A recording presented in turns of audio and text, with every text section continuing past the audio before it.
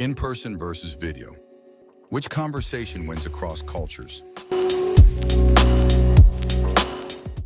Principles be guided whether a conversation is done in person or video through a digital system, especially across cross cultures, because today we don't work out of one region, one zone, right? So how do you take this, Charles?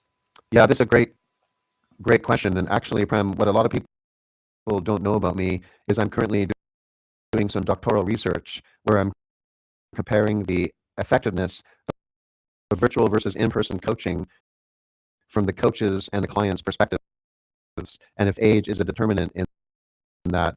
So stay tuned for the results of that research, which will be coming out later in 2026.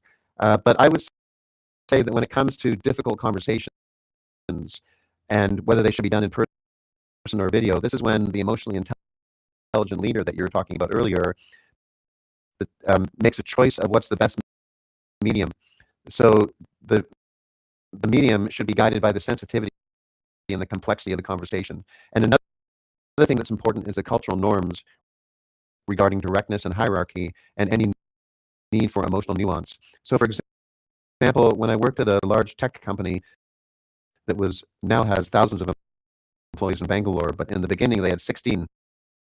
So if they're listening, they know who they are. But they started with 16 employees in Bangalore. And most of the hiring decisions were made out of the United States.